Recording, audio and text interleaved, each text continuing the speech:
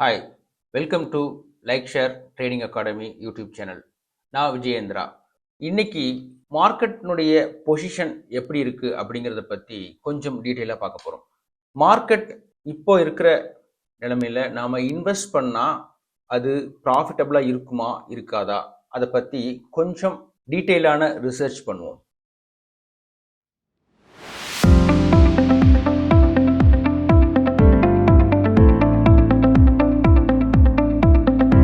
கடந்த ஒரு 10 வருஷமா இந்த என்டிஏ கவர்மெண்ட் என்ன பண்ணியிருக்காங்க அப்படிங்கிறத கொஞ்சம் நம்ம பேக்கில் போய் பார்க்கணும்.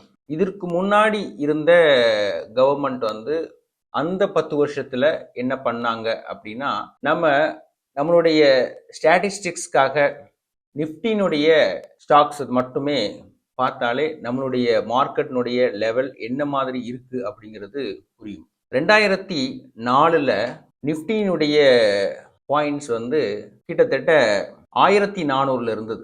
1400 இருந்து 1500 1600 இப்படியெல்லாம் வளர்ந்து 2017 6500 6600 பாயிண்ட்ல நின்னது. இந்த வளர்ச்சி அப்படிங்கிறது கடந்த 2004 இருந்து 2014 வரைக்கும் உள்ள 10 ஆண்டுகளுக்கான வளர்ச்சி. 2000 பாயிண்ட்ஸ் உள்ள நிஃப்டி 6500 600 பாயிண்ட்ல 2014 இருந்தது. இது கிட்டத்தட்ட 3.5 டைம்ஸ்க்கு மேலான வளர்ச்சினே சொல்லலாம்.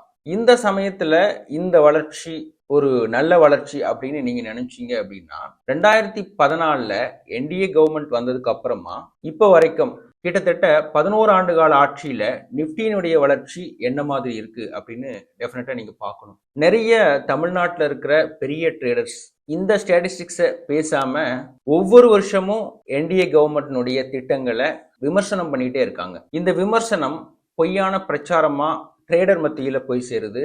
ரீட்டைல் ட்ரேடர் ஒரு உண்மையான செய்தியா எடுத்துக்கிட்டு அவங்களுடைய ட்ரேட்ல நிறைய லூஸ் பண்றாங்க. 2014 7000 பாயிண்ட்ல இருந்த நிஃப்டி இப்போ சமீபத்துல லாஸ்ட் இயர்ல 26,300 வரைக்கும் வந்தது. அதாவது இதனுடைய வளர்ச்சி அப்படிங்கிறது 3.6 டைம்ஸ்க்கு மேல. இப்போ லாஸ்ட் 10 இயர்ஸ்ல 3.5 டைம்ஸ் வளர்ந்து இந்த 10 இயர்ஸ்லயும் 3.5 டைம் வளர்ந்துருக்கிறது அப்படிங்கிறது ஒரு பாசிட்டிவான விஷயமா அப்படின்னு பார்த்தீங்கன்னா டெஃபினட்டா பாசிட்டிவான விஷயம்தான். மார்க்கெட்னுடைய ஸ்டாட்டிஸ்டிக்ஸ் என்ன சொல்லுது அப்படின்னா, இப்போ ஒரு ஸ்மால் கேப்ல இருக்கிற ஒரு சின்ன ஸ்டாக் எடுத்துக்கிட்டிங்கன்னா, ஒரு 10 ரூபாய் மதிப்புள்ள ஒரு ஸ்டாக்கு ஆரம்ப காலத்துல எடுத்துட்டீங்கன்னா, அது ஒரு வருஷம் 2 வருஷத்துல தாராளமா 50 ரூபாய் 100 ரூபாய் எல்லாம் ஈஸியா தொட்டுரும். அதாவது 5 மடங்கு 10 மடங்கெல்லாம் ஈஸியா வந்துடும். ஆனா அதுவே மிட் கேப் லார்ஜ் கேப்குள்ள வந்துருச்சுன்னா அதனுடைய வளர்ச்சி வருஷத்துக்கே ஒரு 20% தொடர்றதே பெரிய விஷயமா இருக்கும். ஸோ அந்த மாதிரியான ஒரு பிக் செக்மெண்ட்குள்ள நம்மளுடைய நிஃப்டி வந்தும் இந்த 10-11 வருஷத்துல கிட்டத்தட்ட 3.7 டைம்ஸ்க்கு மேல வளர்ந்துருக்கிறது ஒரு மிகப்பெரிய வளர்ச்சி. இதுல நல்லா கவனிச்சிங்கன்னா, நாம யாருமே எதிர்பார்க்காத ஒரு பேண்டமிக் சிச்சுவேஷன் 2020 வந்தது. அதெல்லாம் ஓவர் கம் பண்ணி கிட்டத்தட்ட 40% வீழ்ந்த நம்மளுடைய மார்க்கெட் அதெல்லாம் ஓவர் கம் பண்ணி இந்த அளவுக்கு வளர்ச்சி வந்திருக்கிறது ஒரு பெரிய ஒரு அச்சீவ்மெண்டா தான் நம்ம பார்க்கணும். இப்போ மார்க்கெட்னுடைய நிலைமை எப்படி இருக்கு அப்படின்னு பாத்தீங்கன்னா, இப்போ நிறைய ட்ரேடர்ஸ் யூடியூப்ல சொல்லிட்டு இருக்கிற அல்லது மிஸ்கைட் பண்ற விஷயம் என்ன அப்படின்னா, 2025 எஃப்ஐஐ நிறைய பேர் வெளியே போயிட்டாங்க. அதனால நம்ம மார்க்கெட் ஒரு ஸ்டெபிலிட்டி இல்லாம போயிருச்சு, இன்னும் டவுன் ஆக வாய்ப்பு இருக்கு அப்படிங்கிற மாதிரியான ஒரு பிரம்மையை கிரியேட் பண்ணியிருக்காங்க.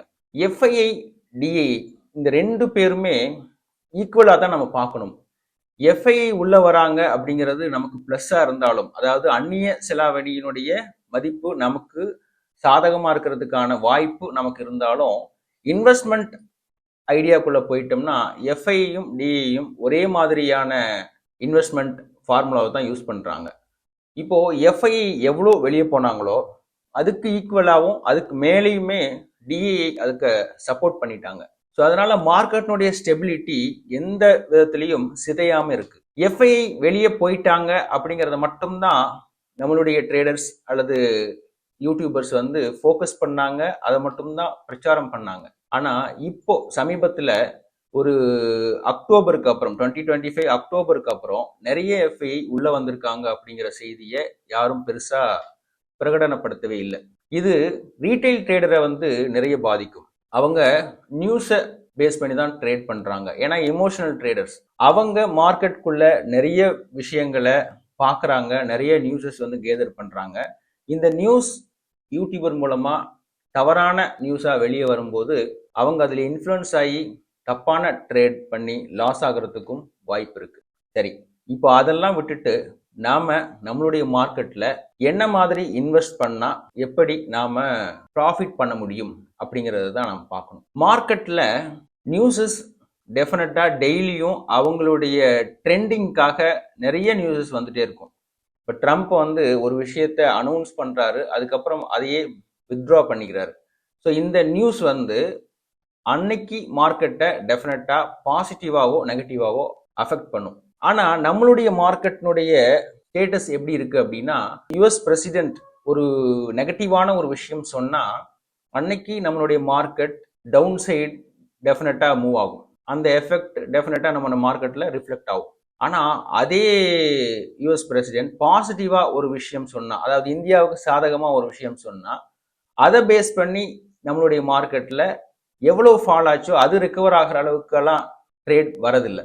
இந்த நியூஸ்னுடைய இம்பேக்டை வந்து யாரோ அல்லது ஏதோ ஒரு மீடியமோ நம்மளுடைய ரீட்டைல் ட்ரேடருக்கு கொண்டு போகாம தடுக்கிறாங்க. இதை தான் ரீட்டைல் ட்ரேடர் தெளிவா புரிஞ்சுக்கிட்டு சரியான இன்வெஸ்ட்மெண்ட்குள்ள போகணும் அப்படின்னு நாம சொல்றோம். நம்மளுடைய இந்தியன் மார்க்கெட்ல 4 செக்மெண்ட் இருக்கு. ஈக்விட்டிஸ், டெரிவேட்டிவ்ஸ், கமாடிட்டி, கரன்சி, இந்த மாதிரி 4 செக்மெண்ட் இருக்கு. இதுல ஈக்விட்டி செக்மெண்ட் மட்டும்தான் ரியல் ட்ரேடா நம்ம பார்க்குறோம். ஏன்னா கம்பெனியினுடைய வளர்ச்சிக்கு பேரலா ஷேர் வந்து மூவ் ஆகும், அப் சைடோ அல்லது டவுன் சைடோ.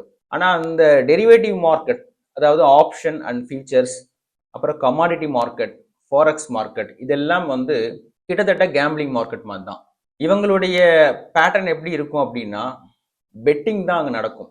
மார்க்கெட் இப்படி ஏறும் இறங்கும் அப்படின்னு சொல்லிட்டு ஓவரால் நியூஸ் எல்லாம் பெருசாக மைண்ட் பண்ணாமல் அன்னைக்கான நியூஸை பேஸ் பண்ணி தான் இவங்க ட்ரேட்னுடைய பொசிஷன் இருக்கும். ஸோ இதில் இந்த அசம்ஷன் ட்ரேட் ட்ரையே பண்ணாதீங்க அப்படின்னு தான் நம்மளுடைய ஸ்டூடெண்ட்டுக்கு நம்ம சொல்கிறோம். ஈக்விட்டி ட்ரேட் மட்டுமே ஃபாலோ பண்ணி நீங்கள் கெயின் பண்ணணும்னு நினைக்கிற நிறைய விஷயங்களை சாதிக்க முடியும். அந்த மாதிரி நாம் நிறைய R&D பண்ணி 2023 ஒரு போர்ட்ஃபோலியோ கிரியேட் பண்ணோம். அதில் வந்து சிங்கிள் ட்ரேட் பேட்டர்னில் ஒரு 10 ஸ்டாக்ஸை 2023 ஜான் 1 பை பண்ணி 2024 ஜான் 1 அன்னைக்கு அதை செல் பண்ணோம். அந்த 10 ஸ்டாக்னுடைய ரிட்டர்ன் என்னவா இருந்தது அப்படின்னா, ஒரு சில ஸ்டாக்ஸ் வந்து 300% மேலே போயிருந்தது, ஒரு சில ஸ்டாக்ஸ் வந்து 100-120% எல்லாம் போயிருந்தது. ஆவரேஜாக பார்த்தீங்க அப்படின்னா 200% மேலே அந்த போர்ட்ஃபோலியோவில் அச்சீவ் பண்ணியிருந்தோம். அதே ஸ்ட்ராட்டஜியை ஃபாலோ பண்ணி 2024 ஜான் 1 அன்னைக்கு வாங்கின ஸ்டாக்கை 2025 ஜான் 1 நம்ம செல் பண்ணோம். இந்த போர்ட்ஃபோலியோவில் வேறு வேறு செக்டாரில் இருக்கிற ஒரு 10 ஸ்டாக்கை சூஸ் பண்ணி வச்சுருந்தோம். இதில் கிட்டத்தட்ட 130% அச்சீவ் பண்ணியிருக்கோம். இதே மாதிரி தான் 2025 ஜான் 1 ஒரு போர்ட்ஃபோலியோ கிரியேட் பண்ணி அதில் சில செக்டார்லேருந்து ஒரு 10 ஸ்டாக்கை பிக் பண்ணிட்டு இப்போ ஜான் 26 அன்னைக்கு அதை செல் பண்ணோம். ஸோ இந்த டைமிங்கில் இந்த போர்ட்ஃபோலியோ கொடுத்துருக்கிற ரிசல்ட் என்ன அப்படின்னா 136%. ஆவரேஜாக நம்ம ஈக்விட்டி மார்க்கெட்டில் சரியான ஸ்டாக்கை சூஸ் பண்ணால், அந்த ஸ்டாக்னுடைய நாலேஜோட, அந்த கம்பெனியினுடைய நாலேஜோட சூஸ் பண்ணால், இப்போ இந்த 3 வருஷத்தில் மார்க்கெட் வந்து நிறைய ஏற்றத்தாழ்வுகளை சந்திச்சது. இப்படி இருந்தும் 100%க்கு மேலே நல்ல ப்ராஃபிட் பண்ண ஸ்டாக்ஸ் வந்து நிறைய இருந்தது. அதை சரியான நேரத்தில் பிக் பண்ணி அந்த ஸ்டாக்ல இன்வெஸ்ட் பண்ணியிருந்தா ஒரு பெரிய அச்சீவ்மெண்ட்டை நாம் சாதிச்சிருக்க முடியும். அதனால மார்க்கெட்டில் நியூஸ் எந்த அளவுக்கு இம்பேக்ட் பண்ணுமோ அது கூட நாம் பயணிக்கிறத விட கம்பெனியினுடைய ஸ்டாட்டிஸ்டிக்ஸ் தெரிஞ்சு அவங்களுடைய ப்ராடக்ட்னுடைய sale, profit growth, PE ratio இதெல்லாம் மைண்ட் பண்ணி டெக்னிக்கலாக அப்ரோச் பண்ணி ஒவ்வொரு கம்பெனியுமே, அதாவது நாம் எந்த கம்பெனியில் என்ட்ரி எடுக்கிறோமோ அந்த கம்பெனியுடைய டெக்னிக்கல் டீடைல்ஸ், ஃபண்டமெண்டல் அனாலிசிஸ் எல்லாமே சரியா கவனிச்சு அதை ஒரு நாலேஜோட அதை அப்ரோச் பண்ணோம் அப்படின்னா சரியான ரிசல்ட்டை நாம எதிர்பார்க்க முடியும். இப்போ மார்க்கெட்டினுடைய நிலைமை என்னன்னா, மார்க்கெட் ஓவராலா டவுன் சைடு இருந்தாலும் சரியான பொசிஷன்ல தான் இருக்கிறதா நான் பார்க்குறேன். ஏன் அப்படின்னா, கிட்டத்தட்ட 26,000 நிஃப்டி டச் பண்ணிடுச்சு. டிசம்பர் மாதம் 26,000 டச் பண்ணும் அப்படிங்கிறது என்னோட அசம்ஷனாக இருந்துச்சு. அதாவது ஒரு 6 மந்த் பேக் கிட்டத்தட்ட 26,000 நெருங்கி இப்போ மறுபடியும் ஒரு 1000 பாயிண்ட்ஸ் கீழே வந்துருச்சு. இது இந்த வரப்போற பட்ஜெட் அனௌன்ஸ்மெண்ட்டுக்கு அப்புறமா ஒரு புல் பேக் எடுக்கிறதுக்கான வாய்ப்பு இருக்கும். அப்படி எடுத்ததுன்னா 26,000க்கு மேலே அது சஸ்டைன் பண்ணும். கிட்டத்தட்ட வரப்போற டிசம்பர் மாதத்துக்குள்ள 29,000 கூட நம்மளுடைய நிஃப்டி ரீச் பண்ணுறதுக்கான வாய்ப்பு இருக்கும். அப்போ மார்க்கெட்டினுடைய ஸ்டேட்டஸ் அப்சைடு மூமெண்ட்ல இருக்கிறதுக்கான வாய்ப்பு இருக்கு.